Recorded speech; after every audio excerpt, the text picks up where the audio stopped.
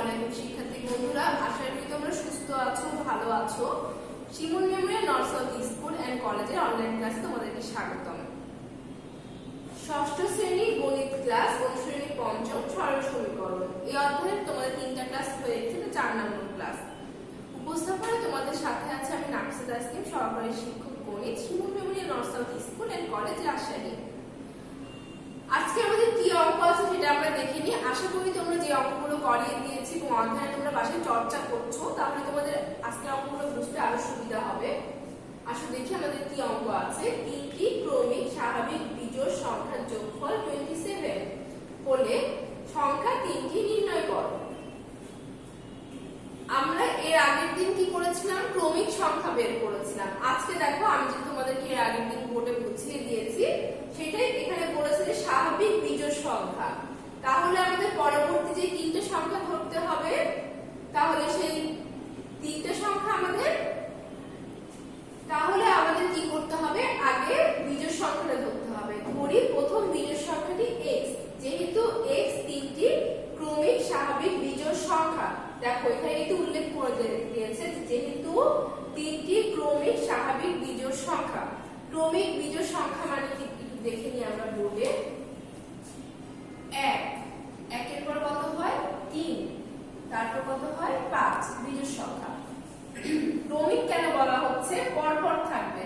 তুমি মনে করো মাঝখানে 3টা বাদ দিয়ে দিলা, শুধু 5 নিলা, সেটা কিন্তু হবে না, তোমাকে পরপরই নিতে হবে। 7 9 এভাবে চলতে থাকবে। আশা করি ক্রমিক বিজোড় সংখ্যাটা তোমরা বুঝতে পারলা। ঠিক সেরকমই ক্রমিক জোড় সংখ্যাও হয়। দেখো 6 8 10 এরকম করে চলতে থাকবে। এটাকে ক্রমিক বিজোড় ক্রমিক জোড় বলছে। তাহলে আমি এর আগের দিন তোমাদেরকে দেখিয়ে দিয়েছি যে এই ক্ষেত্রে যখন আমরা x এর মানটা ধরি তখন আমরা কিভাবে ধরি? যখন ক্রমিক বিজোড় বা জোড় বলে x plus 2 x plus 2 plus 2 এইভাবে ধরি, তাই না? কারণ কি, যদি x এর মান 4 হয় তাহলে 4 x এর জায়গায় বসালাম, আর 2 তাহলে কত হয়? 6। আবার ঠিক একই ভাবে এখানে কত হচ্ছে? x plus 4। তাহলে আমাদের x এর জায়গায় যখন আমরা 4 বসাচ্ছি, কারণ x এর মানটা 4 plus 4, তাহলে কত হচ্ছে? 8। তাহলে আমাদের যখন ক্রমিক হচ্ছে তখন দেখো 4 6 8 জিনিসটা কিন্তু ক্রমিক হলো আমাদের, পরপর গেল। দেখো মাঝখানে তার কোনো জোড় সংখ্যা নেই। তাহলে আশা করি তোমরা এই x এর মানটা ধরা বুঝলা যে কিভাবে ধরতে হয়। আমরা একটু স্লাইডে দেখি। যেহেতু সংখ্যা তিনটি ক্রমিক স্বাভাবিক বিজোড় সংখ্যা, সেহেতু দ্বিতীয় সংখ্যা x plus 2 দুই ঘর বাড়লো। তৃতীয় সংখ্যা এটার থেকে 2 ঘর আবার বাড়বে। তাহলে x plus 2 plus 2 equal to x plus 4। এখন দেখো বা এখানে আমরা এই তিনটা সংখ্যা পেলাম। তাহলে কি বলেছে? ক্রমিক স্বাভাবিক বিজোড় সংখ্যার যোগফল 27। তাহলে একটা দুইটা তিনটে সংখ্যা আমরা পেলাম। দেখো x plus x plus 2 x plus 4, তাহলে তিনটার যোগফল 27। এখন আমরা খালি ব্র্যাকেট গুলো ভাঙিয়ে নিলাম। তাহলে কয়টা x আছে? একটা দুইটা তিনটা, তাহলে তিনটা, তাহলে 3x হয়। যোগ করলে 3x হয়, কারণ সহগগুলো 1। আর এখানে 2 আর 4 যোগ করলে কত হয়? 6 আর 27। পরবর্তী লাইনে আমরা কি করব? 3x plus 7 minus 3x, দুঃখিত, 3x plus 6 minus 6, উভয় পক্ষে আমরা 6 দ্বারা বিয়োগ করলাম। তাহলে এইটা আর এইটা কেটে গেল। 27 থেকে যখন আমরা 6 বাদ দিচ্ছি তখন কত হচ্ছে? 21। তাহলে দেখো আবার বিপরীতটা নিতে হবে। 3 এর বিপরীত কি? 3x এর x এর 3 হচ্ছে গুণ অবস্থায় আছে, তাহলে আমরা 3 দ্বারা ভাগ করব। এই 3 আর এই 3 কেটে গেল, আর 21 কে 3 দ্বারা ভাগ করলে কত হয়? 7। প্রথম বিজোড় সংখ্যাটি 7, দ্বিতীয় বিজোড় সংখ্যাটি x এর জায়গায় 7 বসালাম প্লাস 2, তাহলে কত হয়? 7 plus 2 9। এবং তৃতীয় বিজোড় সংখ্যাটি x plus 4 equal to 7 plus 4, x এর জায়গায় 7 বসালাম, 7 plus 4 করলে কত হয়? 11। তাহলে তিনটে সংখ্যা কি কি বেরোলো? 7 9 11। দেখো তিনটাই বিজোড় এবং তিনটাই কিন্তু বিজোড় ক্রমিক সংখ্যা বা ক্রমিক স্বাভাবিক বিজোড় সংখ্যা। তাহলে আমরা সেটা এখন বোর্ডে করি, অঙ্কটা বোর্ডে করলে আমরা আরেকটু শিওর হব বা বুঝতে পারবো। বই 33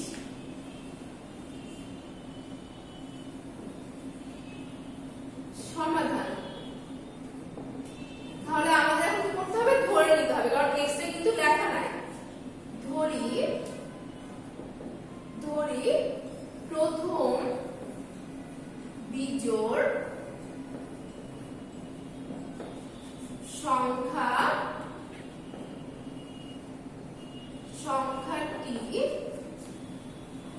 x। এখন দেখো যেহেতু এই কথাটা কিন্তু আমাদের লিখতে হবে, কারণ প্রশ্নটা উল্লেখ করে দিয়েছে। যেহেতু সংখ্যা তিনটি ক্রমিক স্বাভাবিক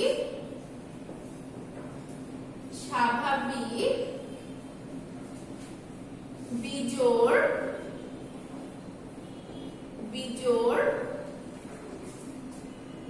সংখ্যা সেহেতু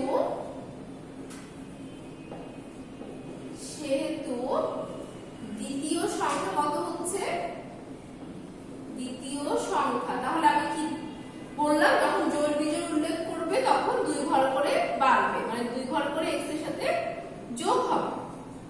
এবং তৃতীয় সংখ্যা এটার সাথে আবার 2 যোগ হবে, x + 2 + 2। ঠিক আছে, তাহলে এখানে আমরা সমাধানটা করে নিই। x + 2 + 2 সমান x, এই 2 আর এই 2 যোগ করলে কত হয়, 4। এখন প্রশ্ন মতে কি বলেছে, তিনটার যোগফল হবে 27। প্রশ্ন মতে x + 2 + x + 4 সমান 27, বা আমরা ব্র্যাকেট গুলো ভাঙিয়ে নিই। x + 2, শুধু আমি ব্র্যাকেট গুলো উঠে দিচ্ছি, যেহেতু এখানে ব্র্যাকেটের আগে প্লাস আছে তাই কোনো চিহ্নই পরিবর্তন হচ্ছে না। তাহলে x + 4 সমান 27। এখন দেখো আমাদের সুবিধার জন্য আমরা x গুলোকে একদিকে সাজিয়ে নিব। দেখো সবগুলো কিন্তু সদৃশ পদ হিসেবে আছে, মানে একই রকম দেখতে, সহগ ঘাত সহগ 1 এবং সবগুলোর কিন্তু সূচকও 1। তাহলে আমরা যোগ করতে পারবো 2 + 4, সংখ্যাগুলোকে আমরা একদিকে লিখলাম এবং চলকগুলোকে আমরা একদিকে লিখলাম, সমান 27। তিনটা x যখন আমরা যোগ করছি তখন কত হচ্ছে, 3x + 2 আর 4 যখন আমরা যোগ করছি তখন 6 সমান 27। তাহলে আমরা কি করব, আশা করি তোমাদের উপরেরটুকু লেখা হয়ে গেছে, আমি উপরেরটুকু মুছে দিলাম।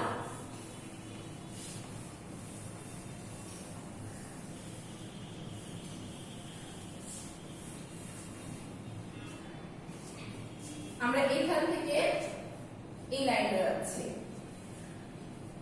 বা 3x + 6 - 6 আমরা কি করলাম, 6 বিয়োগ করলাম, 27 - 6।